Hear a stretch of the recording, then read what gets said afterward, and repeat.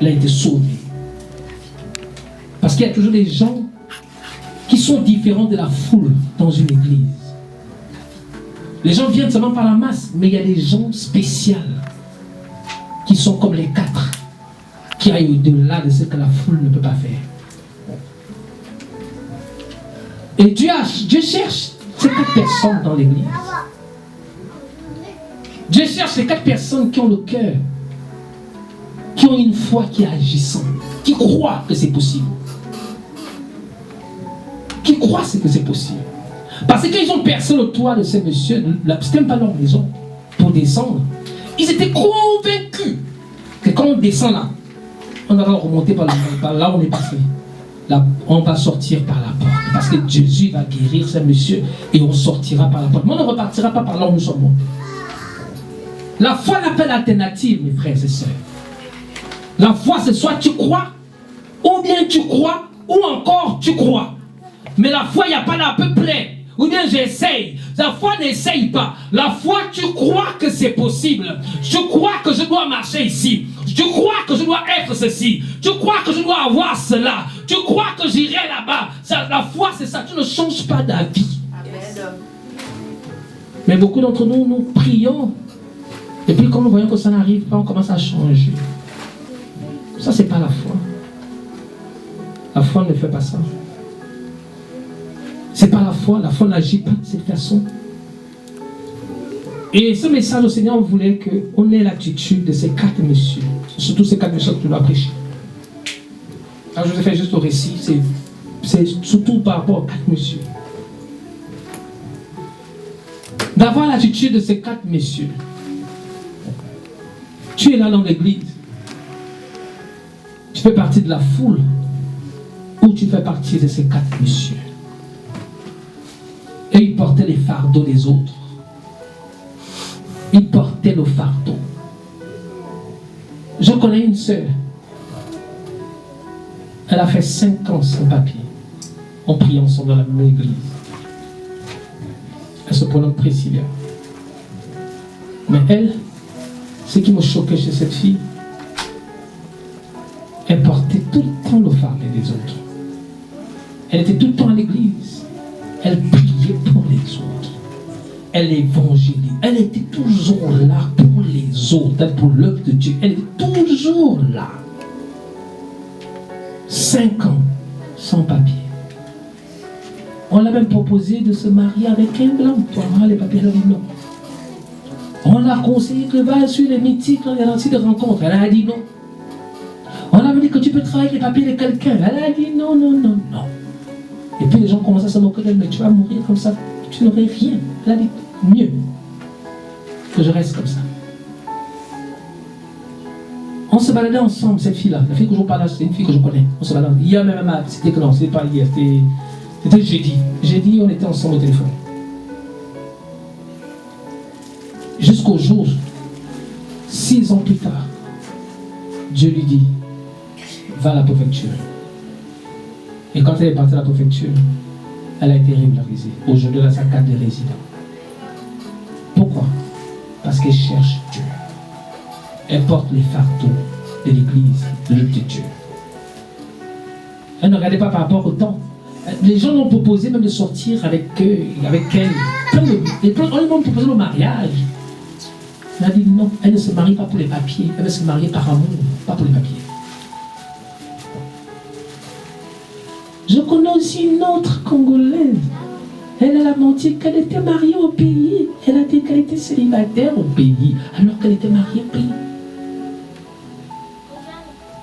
Elle a trouvé un frère qui voulait se marier avec elle. Ils ont tout fait les papiers. Ils ont tout. Maintenant, elle est arrivée à la mairie. On lui dit, ma soeur, il te manque un document. Et le document qui te manquait, si c'est le document de c'est le coutumage ou coutumier, tout comme ça là. Comment vous dites? Hein? Certificat de... Voilà.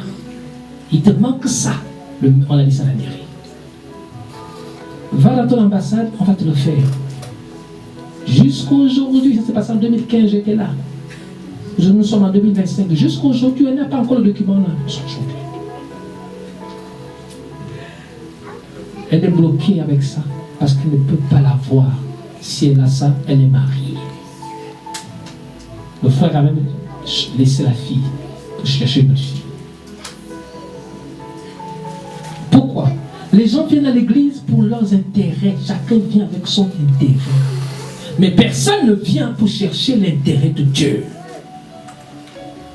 Personne ne vient pour faire avancer l'œuvre de Dieu. Personne ne vient pour faire agrandir l'œuvre de Dieu. Mais chacun de nous vient seulement pour son intérêt. Je cherche le mariage et puis je viens à l'église et puis je vais voir une soeur qui va venir et puis comme je suis célibataire, la soeur là, ma soeur, tu commences à draguer la fille. Hé, arrêtez ça. L'église, ce n'est pas un site de rencontre que vous rencontrez les hommes et les femmes ici. Non. Ici, on vient chercher Dieu. Amen. J'ai rencontré un Ivoirien. Il est venu à l'église où je priais à l'époque. Pourquoi à l'église avait des belles femmes? Il vient à l'église. Quand il a vu, il était sans papier. Quand il a vu une sœur, il a commencé à s'intéresser à cette sœur. Et la sœur est venue me voir un jour, me dit, le frère là, il s'intéresse à moi. J'ai dit, non, il faut pas aller là-bas. Le frère là, il ne vient pas pour Dieu, mais il vient pour toi. Et puis, j'ai dit que si tu vas chez ce frère-là, tant pis pour toi. Quelques temps plus tard, je suis parti en vacances. J'étais parti en vacances à Amiens. J'étais chez ma soeur. Je suis parti en vacances. Et comme je n'étais plus à l'église, bon, je suis parti en vacances. Donc la soeur est restée maintenant avec le frère. Ils ont continué. Donc le frère a profité de mon absence pour aller harceler la soeur. Jusqu'à ce qu'un matin, pendant que je suis à Amiens, mon téléphone sonne. Elle pleure au téléphone. Je dis, qu'est-ce qui se passe? Je suis sorti avec le frère. J'ai dit, tu as fait quoi? Et le frère voulait des papiers, en fait. Je lui ai dit que j'arrive demain. Ce frère-là, on va le chasser de l'église. Moi, ce frère ne va plus être à l'église.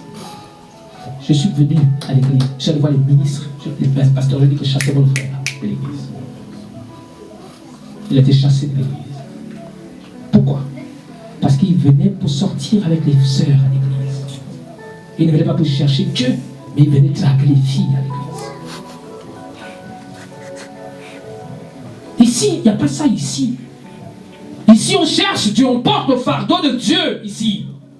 On fait avancer le royaume de Dieu ici. Et en plus, nous sommes une jeune église. L'église n'a que 1 an. Dieu a besoin de toi pour faire avancer son église. Mais toi, ce qui te préoccupe, ce sont tes intérêts. C'est que tu veux draguer une fille, tu veux chercher une autre soeur, tu veux chercher un frère, ou bien tu as des copains dehors. Mon Dieu. Et écoutez-moi bien, ceux qui ont une double vie, changez ça aujourd'hui. Vous êtes là, vous jouez les spirituels, mais dehors, mon Dieu, vous êtes des kamikazes dehors. Dans l'église, vous êtes des spirituels. Vous pleurez, vous montez de pleurer avec les émotions, Seigneur. Mais quand vous sortez d'ici, on ne vous reconnaît plus. Comment vous parlez mal aux gens dans vos maisons. Les femmes qui sont mariées, il y a qui? J'ai, voilà, les deux là, 3. J'ai l'habitude de vous dire ceci. Qu'une femme mariée doit respecter son mari. C'est écrit, c'est là. Non sur blanc. Sans interprétation, sans révélation. C'est écrit là. Je n'accepte pas qu'une femme crie sur un homme. Ça, je ne l'accepterai jamais de ma vie. Même si c'est la soeur là qui paye la salle tous les mois 10 000 euros. Par exemple, si la salle là coûte 10 000 euros. Et que c'est la soeur là qui me donne 10 000 euros tous les mois pour payer la salle. Le jour où elle manque de respect à son mari, je voulais dire ça en face, que ce que tu fais là change, c'est mauvais. Si tu n'es pas content, prends tes 10 000 euros, pars. Mais je vais te dire la vérité. Ce n'est pas tes 10 000 euros qui vont faire en sorte que je commence à te comprendre. Non. Je comprends la parole de Dieu, mais je ne comprends pas ton sale comportement. Tu sors avec un homme marié, tu continues. Elle est où? Elle n'est pas là. Elle est où ça? Non, elle n'est pas là. Elle travaille aujourd'hui. Rosette, parce qu'elle travaille. Sa copine m'a appelé hier. Je n'ai jamais vu. Pasteur, je vous appelle de la part de votre fille spirituelle Rosette. Je lui dis oui, qu'est-ce que tu veux? Pasteur, ça ne va pas avec mon mari. Depuis que nous sommes mariés, en fait, il travaille à Lyon et moi je reste à Paris. Il vient qu'une fois dans le mois ou 2 fois, c'est tout. Pasteur, mon mari, en plus, il ne me satisfait plus, pasteur.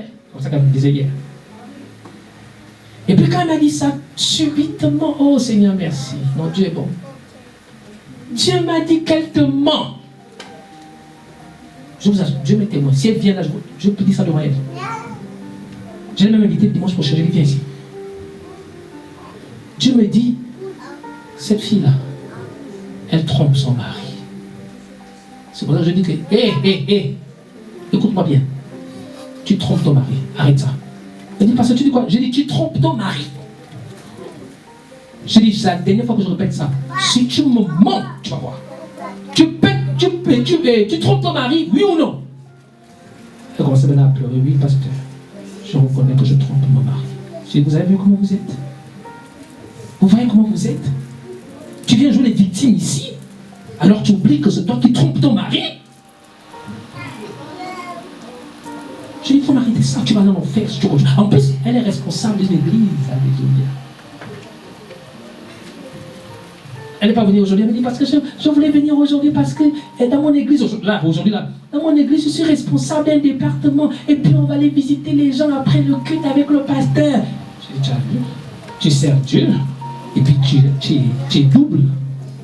Tu sers Dieu et tu mens. Tu sers Dieu, tu trompes ton mari. Et puis je dis, ton pasteur, c'est ça? Non, pasteur. Les responsables qui t'ont établi, ils savent que tu trompes ton mari? Non, pasteur. C'est ça, il faut changer.